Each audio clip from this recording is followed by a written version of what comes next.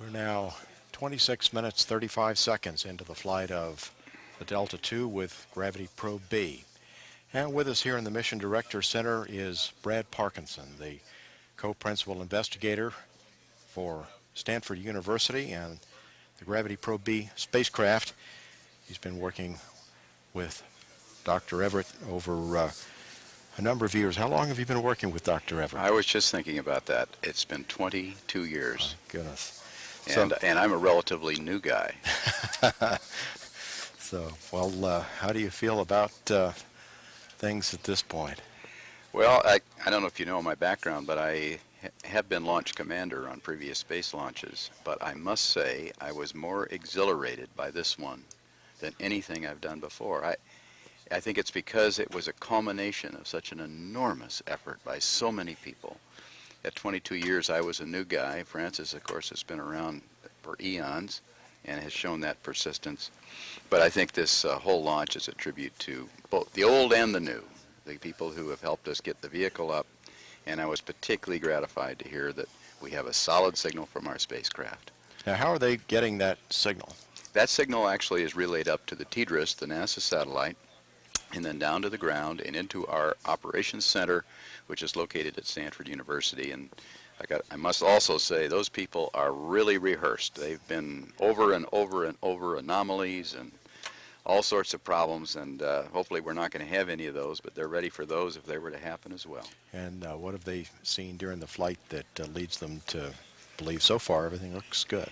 We are told that every signal that they have is in the green, everything is nominal, and they're ready for the next steps. Well, let's look at some animation now that sort of shows us where in the flight we are and what's coming up that we're going to be seeing. Great. And this is the Delta. It will do a separation here in the first stage, but then this will show us what the spacecraft is going to be doing.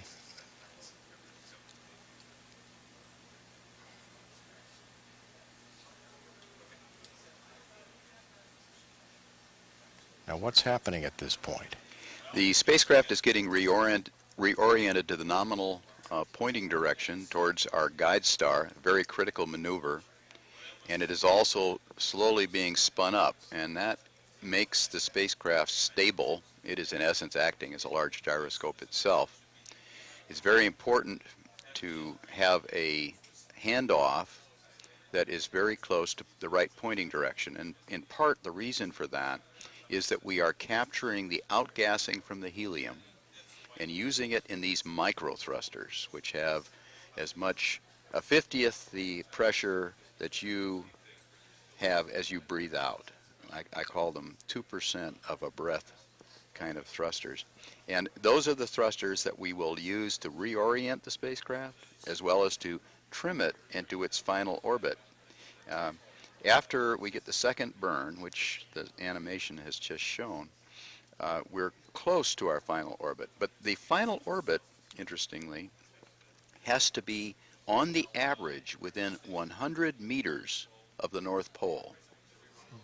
So to get into that position, we have a combination of GPS sensors on board, plus these little micro thrusters that combined nudge us into our final position. Now, we saw in the animation there was locking on to the guide star. What is the significance of the guide star? Why is it so important? And I understand that in selecting that, it has to have certain characteristics. The guide star resulted from a massive search of the heavens. The guide star had to be in an approximately equatorial position. It couldn't be too close to the sun, since if it were to pass behind the sun, obviously we would be blinded. But it also had to be calibratable. And there are a group of people called astrometers. And these are people who specialize in measuring where a star is. This is perhaps the most challenging task those astrometers have ever had. They have to, the stars actually move in the heavens, but they move very slowly, and for most people it's not of great significance. However, for our spacecraft, we have to calibrate that, and we are calibrating it to a tenth of a milliarc second, and milliarc seconds are thrown out a lot on this program, but the basic calibration is it's the width of a human hair at 10 miles. But we have to calibrate this star to a tenth of that. And in order to do that, we have selected a star that is both a radio star and a visual star. The visual star, so our spacecraft telescope, a very special telescope that bisects this star into 4 quadrants and then adjusts the pointing accordingly, but it also is a radio star. And our astronomer friends take the radio signal and measure its location relative to extragalactic, outside our whole galaxy, radio sources, and in so doing are able to carefully calibrate the velocity. And the velocity is measured in milli-arc seconds per year. So this is a mission of precision for sure. You're right. Well, tell us what's going to be happening at Stanford after the spacecraft separates at an hour and 15 minutes after launch. What happens for the first, couple of orbits, the rest of the day, then the first week and the first month maybe?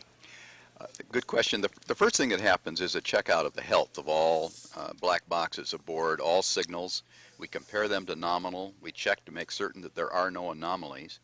And meanwhile, the people who are trying to get us to acquire that star are using some extra star sensors that we have mounted on the sides of the spacecraft. And as we slowly roll, the field changes. And by recognizing what that field is, we can search the heavens and make certain that we're locked onto the right guide star.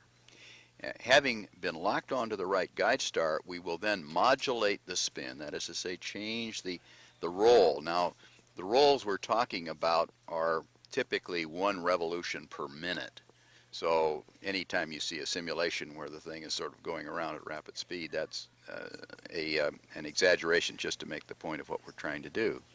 And then having once gotten into that final position, we continue to do our nudging, because it will probably take us 30 to 45 days, depending on how accurate this initial position is, to get into that final orbit.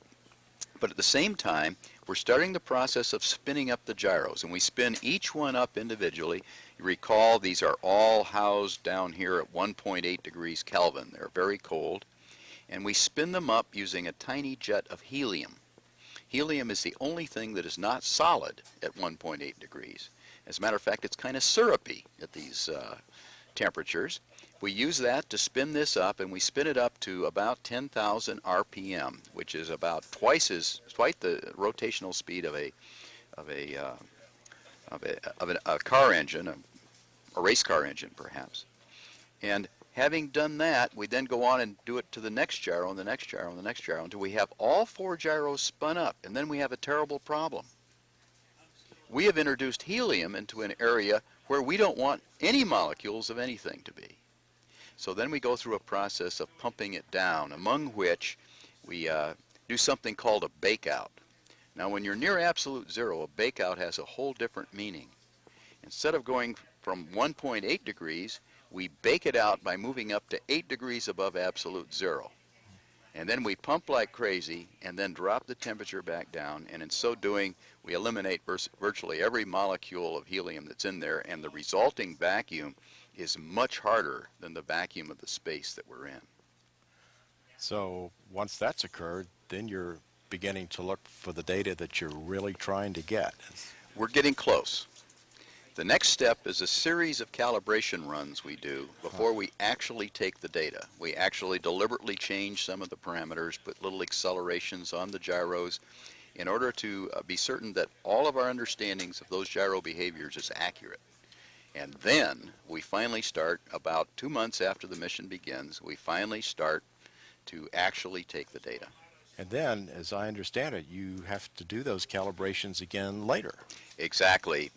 To having taken the data, the big issue with Gravity Probe B is having taken data, gotten consistency among the gyros to ensure that the whole community, the physics community, the people who will scrutinize this, particularly if we get an unusual result, that they all believe. And so to do that, we go at the end of the mission and spend about another 4 to 6 weeks simply calibrating, cross-checking, and deliberately introducing interferences so that we can see the effect right away and then say, if we're introducing this effect and it's this large, a tenth of it clearly is all right.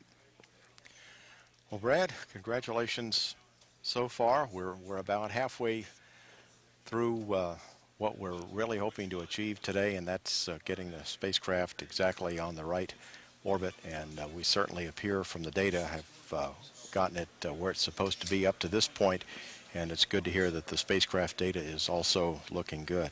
So thanks once again, Well, and we'll be looking forward to the event that I'm sure many people at Stanford and people such as yourself that have been on this for a very, very long time. And it's good to know that it's off the ground and working fine at this point. well, it's a great pleasure, and I appreciate the fact that we're letting people know what we're doing. Thank you very much. Brad Parkinson, co-principal investigator for Gravity Probe B from Stanford University. We're now at 37 minutes, 30 seconds into the flight of Gravity Probe B. This is Delta Launch Control.